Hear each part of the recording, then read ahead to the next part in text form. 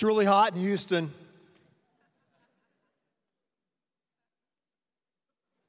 How hot is it? It is so hot. No.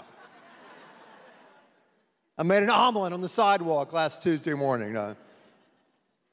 Glad that you are here today. Hey, if you got one of these handy devotional notebooks, you can take it out and take notes today if you'd like, and bring it every Sunday. It'll be helpful if you're a note-taking kind of person. I remember when my youngest daughter was 4 years old, there were some toys in the middle of the floor, and I approached her and I said, "Claire, pick up your toys." And she just kind of looked at me with the sass that only a 4-year-old can and said, "No." I said, "Claire, pick up your toys." And she said, "You're not the boss of me." And I said, "Yes, I am." She goes, "No, you're not my boss. God's my boss." Oh, yeah. Thank you, Sunday school teacher. So I said, "Claire, you're right. God is your boss, and God's my boss. And since God is my boss, he told me for this time in your life, I am to be your boss. So pick up your toys."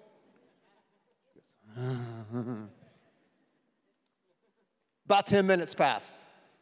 I walked back in the room there. She's sitting in the chair with her feet dangling. She's kind of looking at her feet as she's kind of kicking them up in the air. And she turns around and looks at me. She says, "I'm the boss of my legs." I said, "Sweetheart, yes, you are." Right? We all want to be the boss, right, of something or someone. But basically, what we learn at a very young age, whether we're 4 or 14 or 24 or 44 or who knows how old, we want to have a sense of autonomy and a sense of control. I mean, let's face it, we live in a world that is incredibly changing, unpredictable, and uncertain. So when you live in times of great uncertainty and unpredictableness, if you would, then you want to control what you can control. And that's not bad. That's not a bad thing. It's natural. And obviously, we need to have self-control. And control can be a good thing, but many times, control can take a strange turn where we're trying to control things that we simply cannot control. There's a guy named Chris Sandell, and he's a nutritionist. He works with people as a therapist dealing with kind of mind-body problems. And he says this about issues of control. He says that in our search to gain more control over ourselves and our lives, we frequently and foolishly seek to control other people.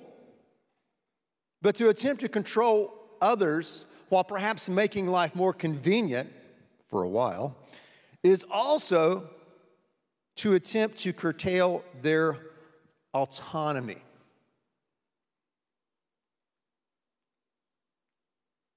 So we hold on to control because we think that we can actually control other people, or maybe we have this outcome in mind, this conclusion, this exact outcome, and we think if we do this and don't do this and say this and make this move, then they are going to turn out and complete the conclusion just the way we imagined it. And so we try to do everything to control the situation or to control the person.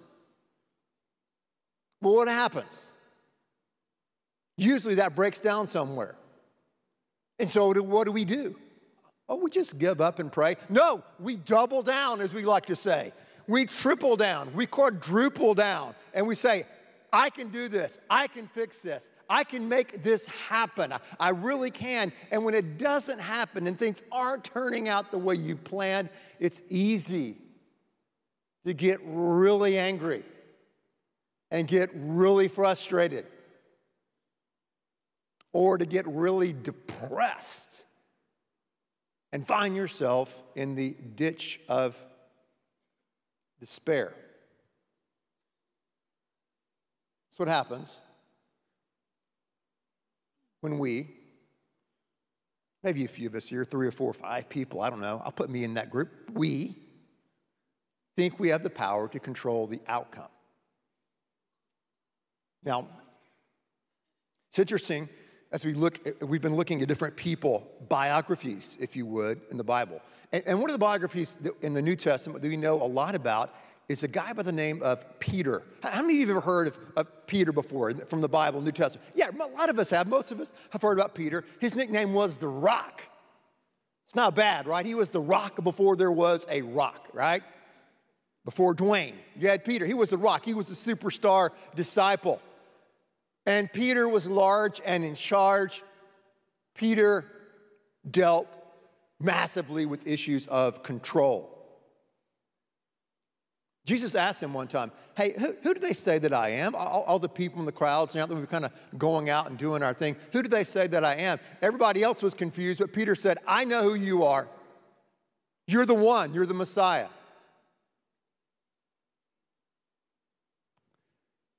Then when Jesus got down on his knees and started to wash the feet of his disciples, Peter said, no, you're not going to do that to me. I'm in control of this situation. Lord, which is funny, isn't it? Lord, you can't wash my feet.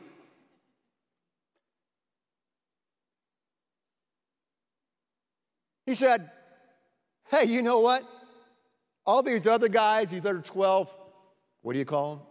Disciples, followers, they may bail, they may betray you. I will never do that. I will never, ever deny you.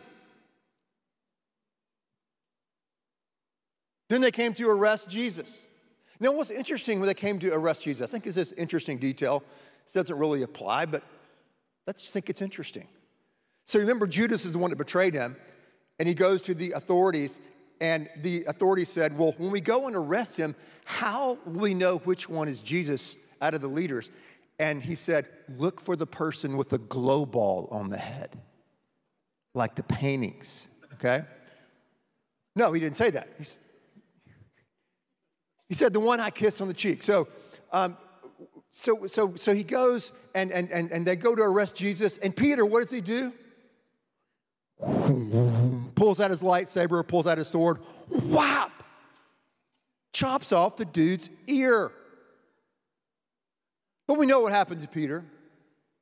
With all of his control and holding on to power, and I'm going to do things my way, and this will never happen to me, and I'm in charge, and I'm in control. When they got down in the red zone of life, when it was crunch time, Peter choked. He denied Christ, not once, not twice, but 3 times. And his illusion of control was shattered to smithereens. You ever been there? I've got this. I can handle this. I can control this. And then your illusion is shattered. That's what happened to Peter, and that's what happens to a lot of us when it comes to control. But you know, something happened to Peter, as you know. Something happened to him. After he denied Christ, after he lived in the guilt and the shame of denying him, Christ appeared to Peter 3 days later, alive from the dead, and he forgave him, and he said, Peter, I have something for you to do, and Peter became one of the key leaders in starting this new movement called Christianity. And many years later, he's writing to some people that are scattered throughout the Mediterranean area, and he's writing them. They're suffering, and he writes to them, I think, about dealing with major control issues. And here's what he says in 1 Peter 5. Check it out. Verse 5. He says, in the same way, you who are younger, submit yourselves to your elders. All of you, clothe yourselves with humility toward one another, because God opposes the proud but shows favor to the humble. Humble yourselves, therefore, under God's mighty hand, that he may lift you up in due time. Cast all your anxiety. Why does this say that? Cast all your anxiety on him. Cast all your anxiety on him. And the word in the Greek, all, means all. In the original language, it means all, althos. On him, because why? He, God, cares for you. So when we're battling with control, when we think we understand what the future holds, when we think we're in control, or we're trying to change this situation or change this person, but we're breaking down, it's not working, we're mad, we're angry, we're frustrated. Or on the other hand, we're down and fearful and depressed. Peter tells us, humble yourself to one another.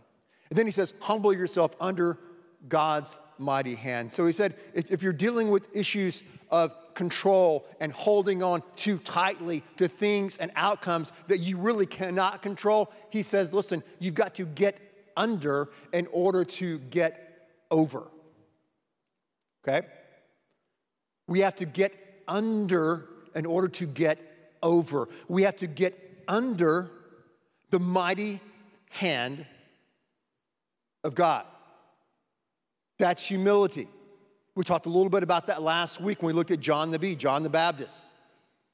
Humility is recognizing there is a God, recognizing that God has made me, I am created in his image, and I am under him. And life goes better, life works when I get under his leadership, his rule in my life.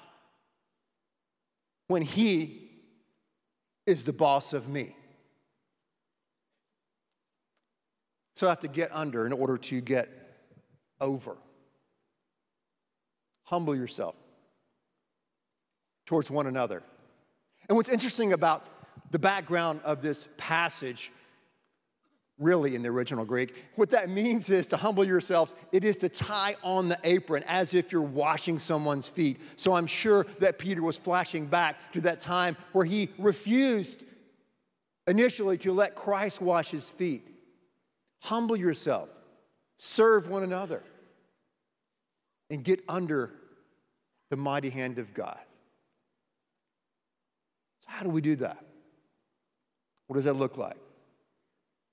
I have a friend of mine who lives in a different city, and he runs a massive national and international 501c3, and hundreds, maybe thousands of people under him. Godly guy. I mean, he's just a great man of God, and I deeply respect him. But about 7 or 8 years ago, he was at a basketball game, high school game, watching the game. All of a sudden, his heart is about to beat out of his chest.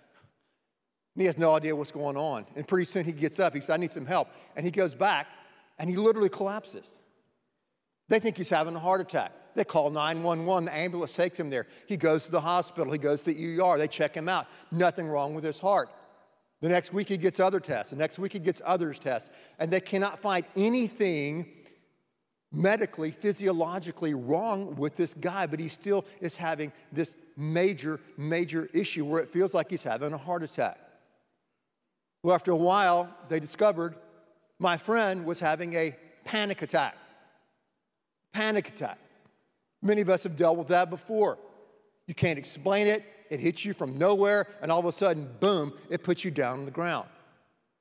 So he started obviously praying. He had other people praying for him. He started changing his diet. He started trying everything and anything the doctors would say. And then, of course, he tried the holistic methods like we all do, right? You know, and he tried everything. But nothing was really happening. And finally, somewhere, month after month after month of the process of trying to fix things, he said he felt like he heard God saying to him, instead of trying so hard to get better, why don't you start trusting me more? Instead of spending so much time and energy on trying to feel better, why not start trusting me more? And in that moment, he was instantly healed. He never dealt with a panic attack. No, this is not TV. This is life. But he went back into the situation, and he was able to deal with his panic attacks and had freedom from them. After a while, he went back into that with a different mindset, a mindset of trust, a mindset of taking the worries and the concerns about what was going to happen next and casting that anxiety, that stress, that pressure onto God. So how do we get under God's mighty hand in order to get over one word? Surrender.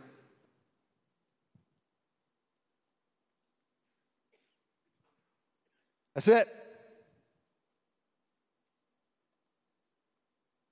What did he preach about in 11:11? Surrender. That's it. What do you write down in your little notebook? One word, surrender. That's all you need. Put it in your phone. Surrender.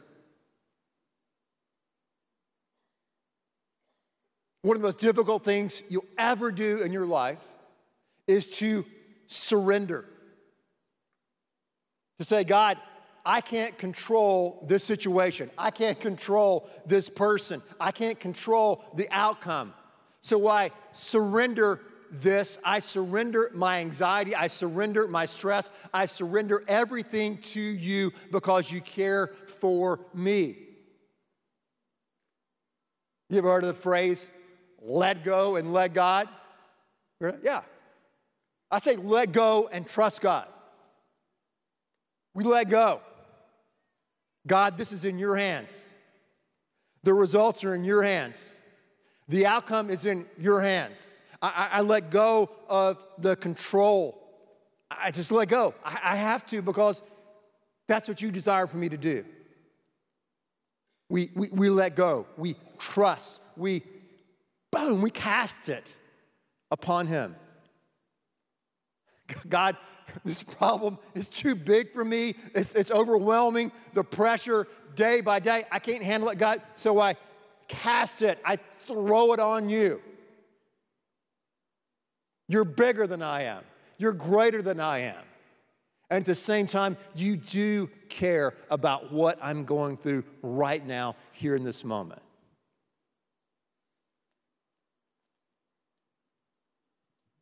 The way we deal with this overwhelming or unhealthy sense of control that we all deal with,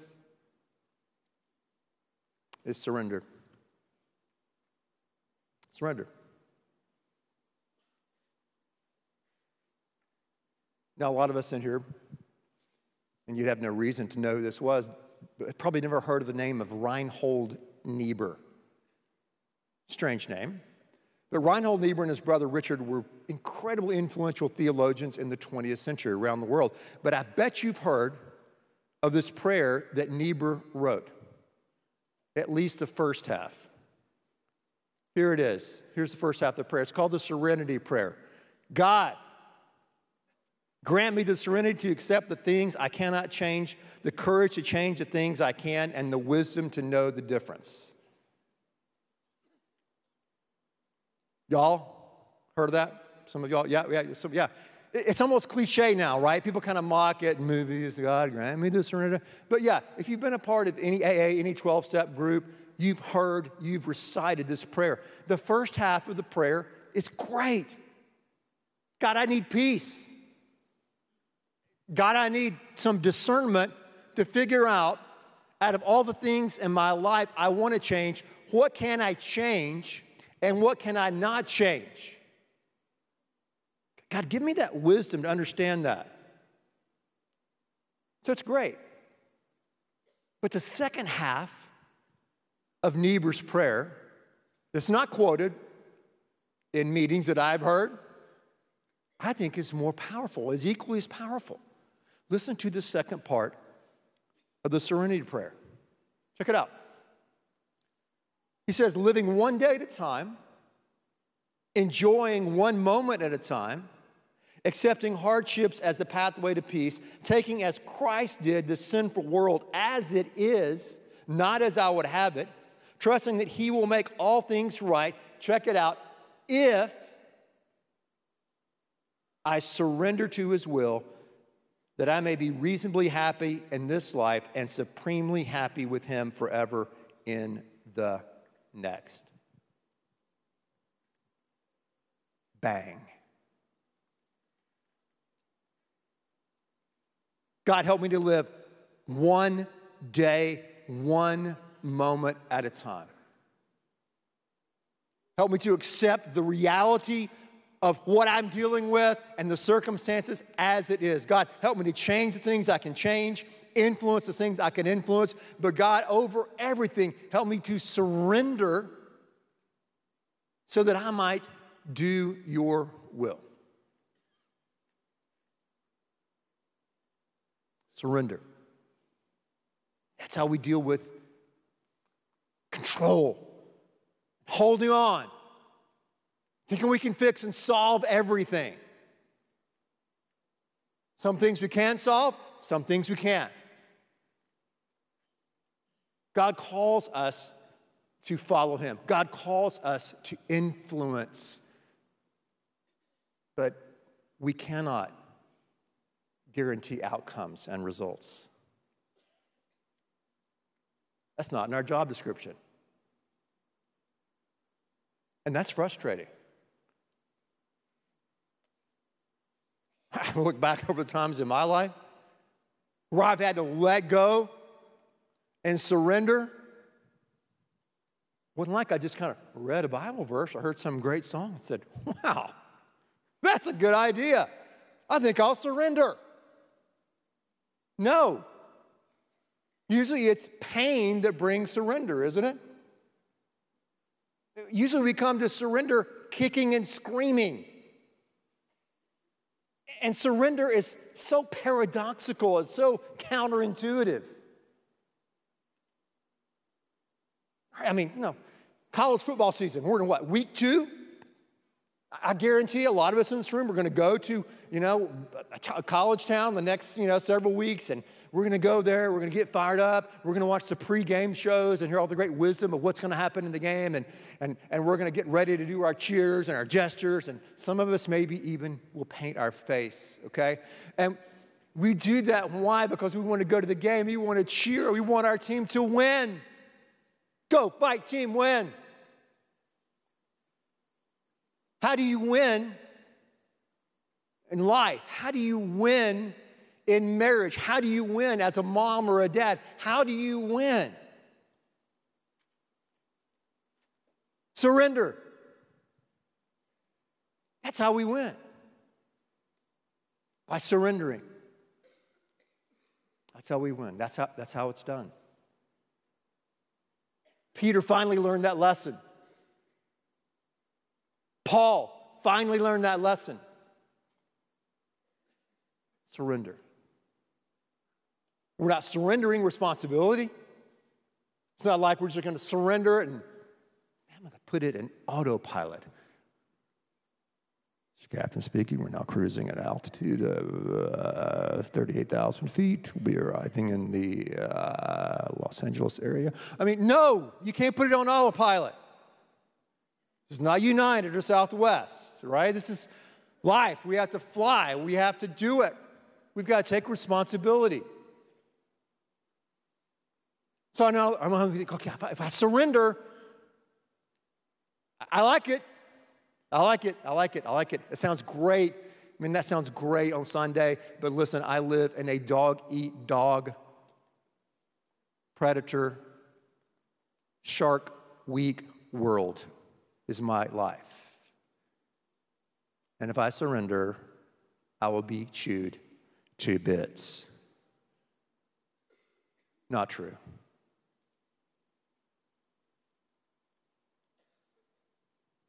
Pastored here a long time.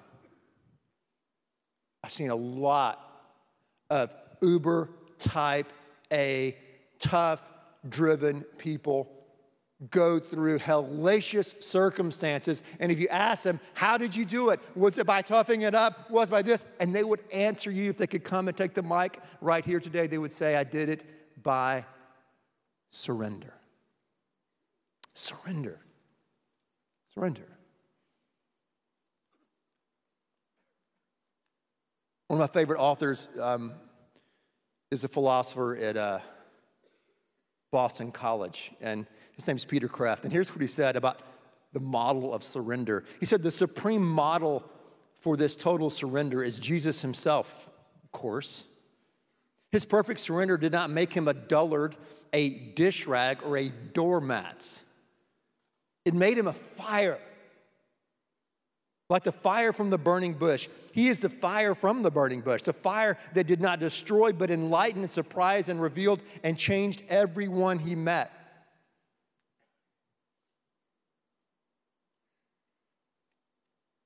Jesus surrendered everything.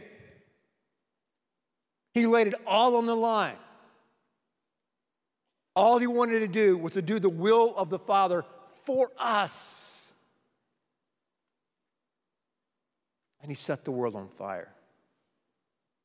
And he set us on fire.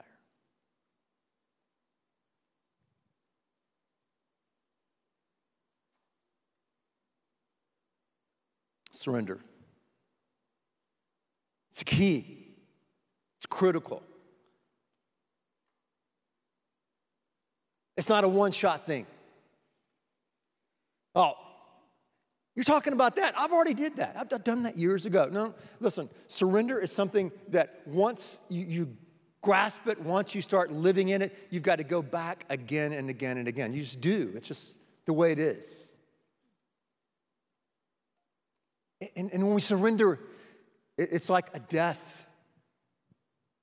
Because we're surrendering really important things and really critical, heart-wrenching issues in people and that process. And it's like a death.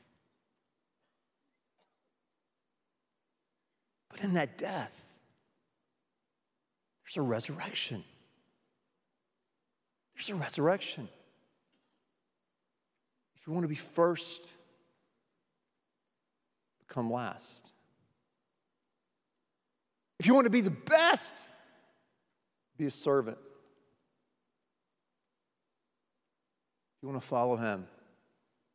If you want freedom, if you want to win,